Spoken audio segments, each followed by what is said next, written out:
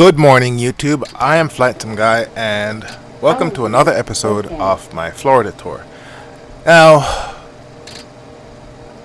last time, on the last video, I flew in to Fort Lauderdale from, where was I coming from? Atlanta? Yeah, from Fort Lauderdale to Atlanta. And I've been doing these flights on the Feelthere Embraer Phenom 100. Now, I really like this plane, and I've been having issues with this particular jet in my FSX boxed install. I seem to get it to work for about half an hour or so, then it freezes in flight. Not sure what the problem is, because I've been able to successfully complete other missions using boxed, but for some reason the Phenom keeps blowing up on me. And what you're looking at right now is the boxed version, but at some point it's going to crash on me. And I just had to pick up where I left off using Steam. So for these particular flights, all I do is go into SimBrief, and I put together a flight plan. I save it as an FSX flight plan, and for each of these flights I just load it up. And because of that, and the particular nature of these aircraft, I'm sorry to say it's kind of boring. This plane is very easy to fly, and I've been doing all these flights without checklists, and it's really, there's not much to it.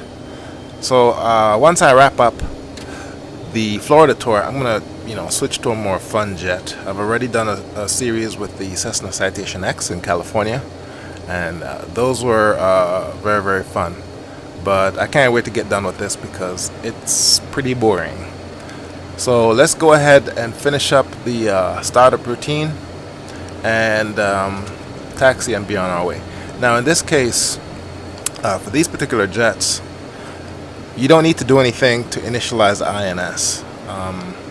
Once you go ahead and fire up the avionics, it starts aligning itself, as long as you don't move the plane. Plane has to stay where it is while the screens are still arrowed out, because it's aligning. If you move the plane and the plane knows that you moved it from the position it was before, that's going to screw everything up. So you got to stay right here. And the time it takes to align, I want to say you can configure it, but I don't recall how. So I'm getting my ATIS briefing, and I'm going to go ahead and get my runway assignment, taxi, and let's be on our way.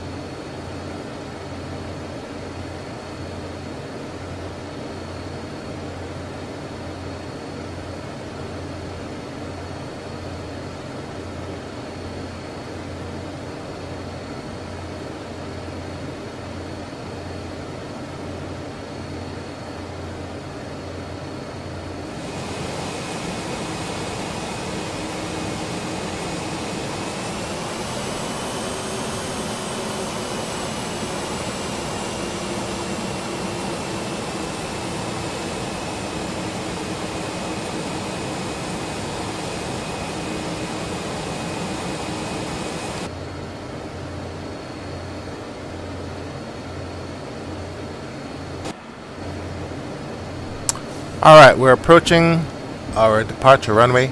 I really like this this visual right here. I want to say that's one of the I think that's US1 right there, and I don't recall what runway this is, but anyway, it makes for a very good visual when you go to do your takeoff.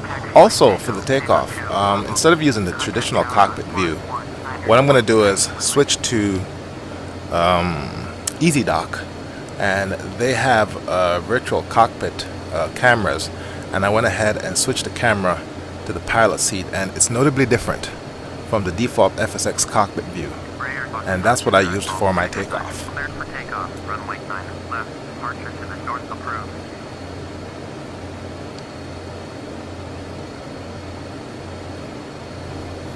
Okay, taking off from 9 left.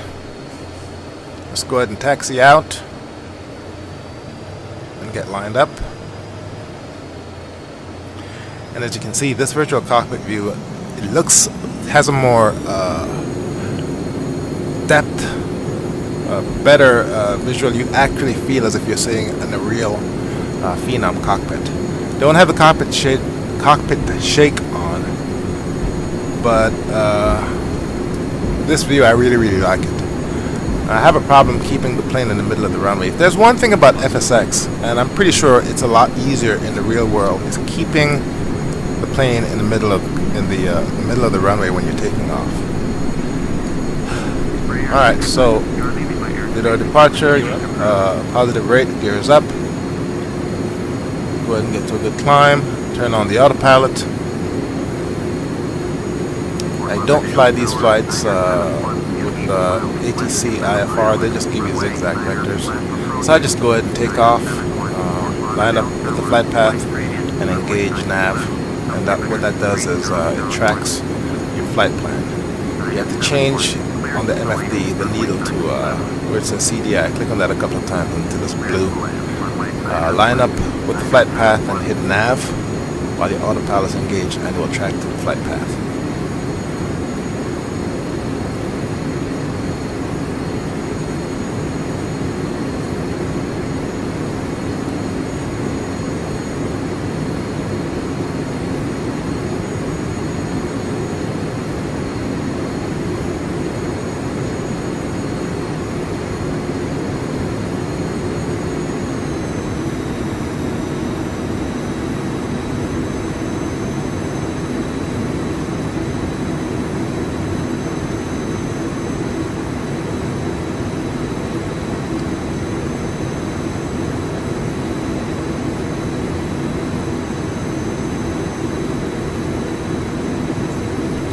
From Fort Lauderdale, 9 left and 9 right takes you out over the Atlantic Ocean. So you're going to make a left turn, come back over Florida, the landmass, and then get on your path up to Orlando. Fort Lauderdale to Orlando is a pretty short flight. It's a 5-hour drive. This particular flight, I want to say, took about an hour or an hour and a half. And I took off late afternoon. What that means is by the time we get to where we're going to go, it's going to be sunset or almost dark, so it should make for a beautiful landing. And I have Active Sky Next service pack. I want to say it's 6 or 5, I don't recall. The latest service pack for Active Sky Next 2012.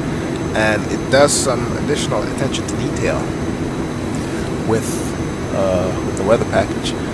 I'm thinking one of the reasons why my Phenom may be crashing is because I've been running that weather add-on, and I have not been running it as an admin. I just double-click it. I changed, since this flight, I've changed the permissions on that executable to run as admin. That may be what's causing the problem, because every time FSX bombs out, Active Skynext also crashes. Normally, Active Skynext, if the simulator crashes, it continues to run. In this case, every time FSX went down, it took Active Skynext with it. So I'm guessing it may have something to do with the weather engine not having the right permissions when it's being run. I have not tried the Phenom 100 since I've made that change, but I'm pretty sure that's it. Alright, so we're in cruise climb, getting up to our assigned altitude, which is about 32,000 feet. Very uneventful. This was a relatively easy flight. There were no issues, no major weather, no traffic incursions. Very straightforward, easy flight.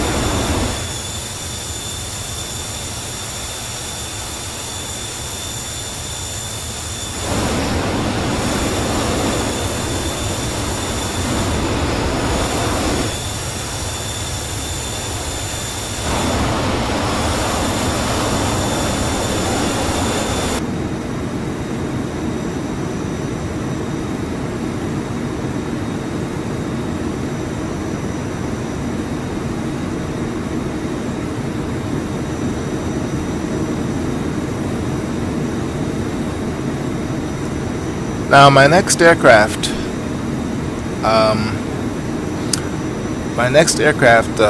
I'm going to learn that's going to take some effort is going to be the B-757. So far, the largest plane I've been flying is the Embraer E195, which really is not that big of a challenge to learn since I've been flying the ERJ 145 for a couple of years now. And the 195 and the 190 and the E175 and the 170. Most of what you've learned with the ERJs transfer over to the E-jets because the E-jets were developed after the ERJ, and they're just very, very easy to fly. They've automated so many things. And I was trying to decide, should I go with Boeing? Should I go with Airbus? That classic battle between simmers.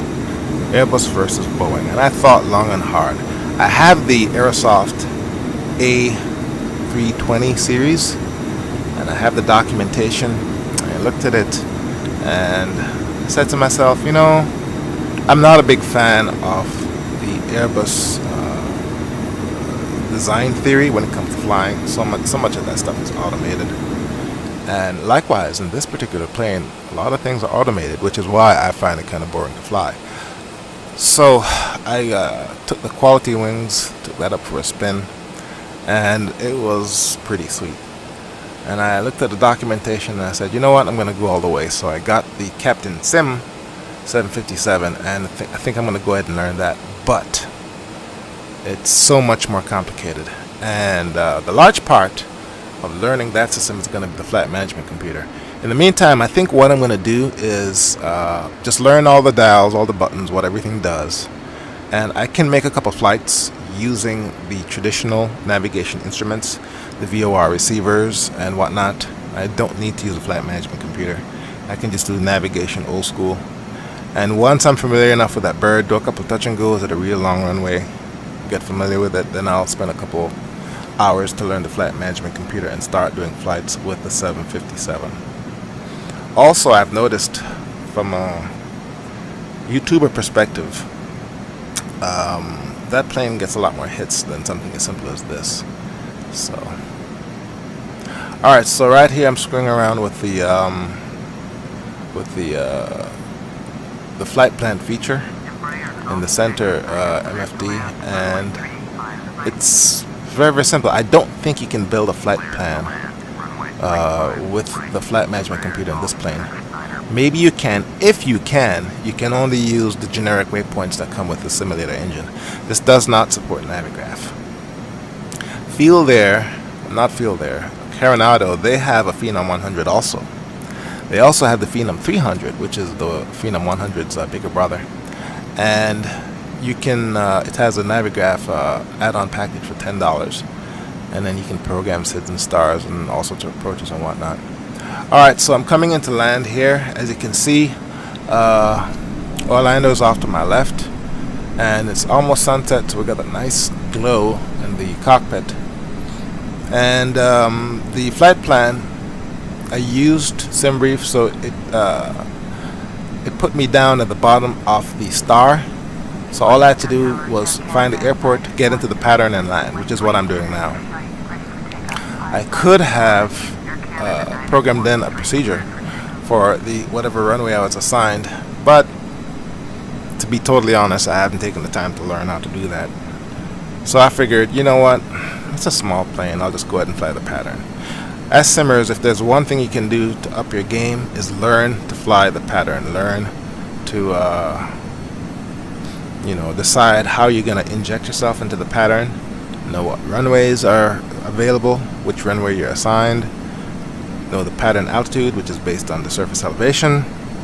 Go ahead, get your runway, get your if there's an ILS available, glide slope, and a man, my memory is failing me. The other thing on the glide slope, there's two things: the glide slope and the localizer.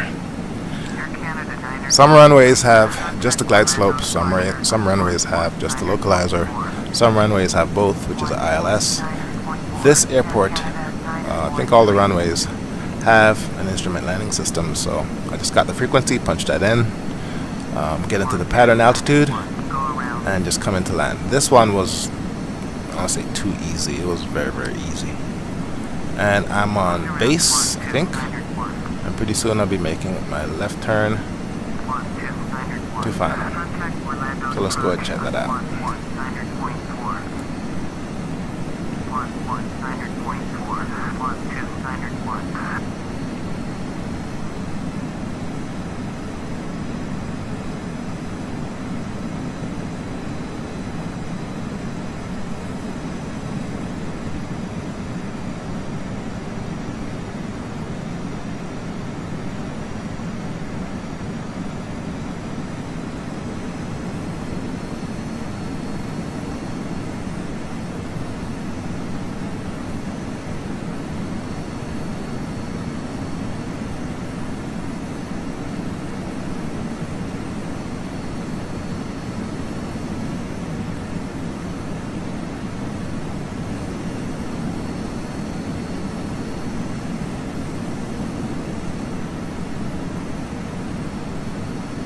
Alright, so I'm coming in, making my left turn to final.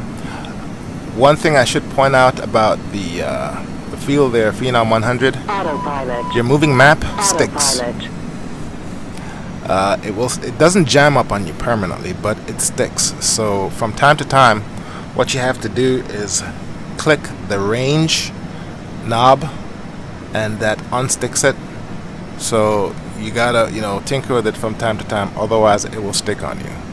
So if you're gonna use that as your primary source of navigation, you gotta be careful with that. Putting down another notch of flaps, making my left turn, lining up for final.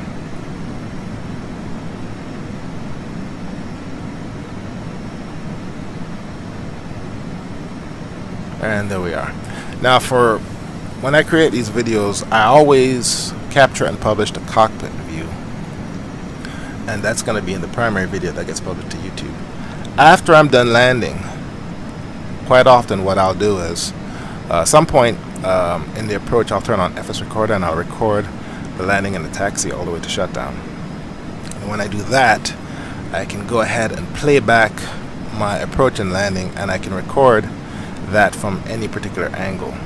Quite often what I like to do is create a virtual camera, and I'll put that at the foot of the runway to get that that panning where the plane flies right over.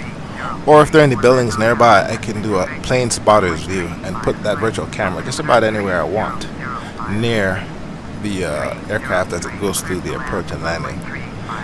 And from a director's perspective, with FS Recorder, you can create as many virtual cameras as you want, and you can play back your flight that's been recorded as many times as you want.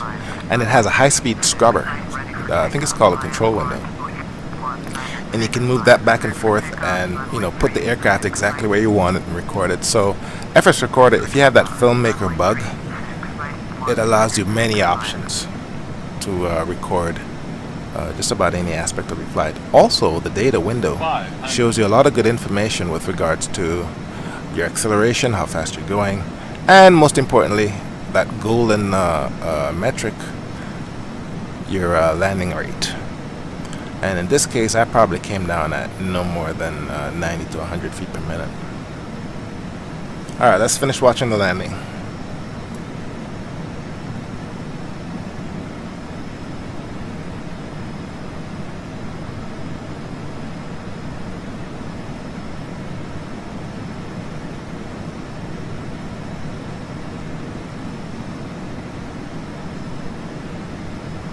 One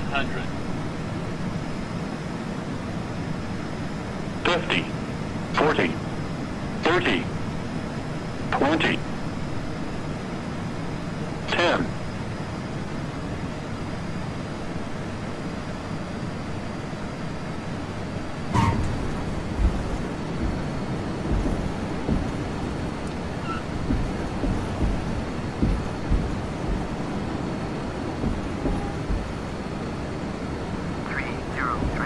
Now the Phenom 100 does not have reverse thrusters. Probably doesn't need them. Your touchdown speed should be between 98 and 105, 110, depending on configuration, altitude, temperature, how much weight you're carrying, whatnot. All you need to do is put out your speed brakes or your spoilers and move your throttle forward, and that'll slow you down in short order. Unfortunately for me, this was a taxi from hell. It took me forever to taxi to my parking ramp, so I cut out a lot of that. And as usual, the AI aircraft gave no regard to who was on the runway. So I had to pause one time for one aircraft that was taking off, and I had to pause another time for another aircraft that was taxiing that was hogging the runway. So I edited out most of that. Here's where I had to stop, and I think there was a plane taking off. And you gotta watch these AI aircraft take off. Their climb rate is just ridiculous. Alright, look at that. Oh wow. I wonder if P3D fixed that in their AI aircraft. Anyway, proceeding with the taxi. And about 20 minutes later, I came across another aircraft. And I think ATC gave that aircraft instructions to hold because I was on the runway, but it didn't tell him to get out of the way. He just sat there. So I had to taxi around him to get to where I was going. But luckily he just sat there. So I had to go and come out and taxi on the grass. It could have been worse. I want to say I have my collision with other aircraft turned off, so I could have just gone right through him if I wanted to.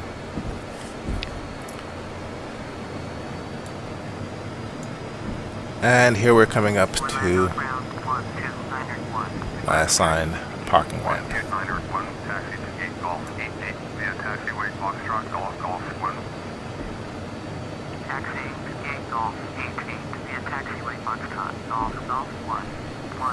And that's it.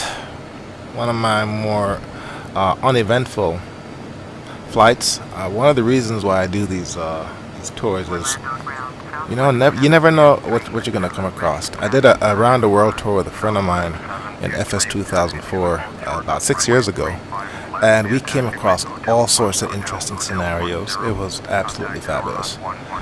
So far, nothing unusual. So in future episodes, I'll continue tours throughout various states in the continental United States, but I plan on doing a tour in Germany, 5 flights in one day. And I'm going to do a tour across the pond through the northerly part of the planet and do some flying around in Europe. Hopefully, I'll have more action.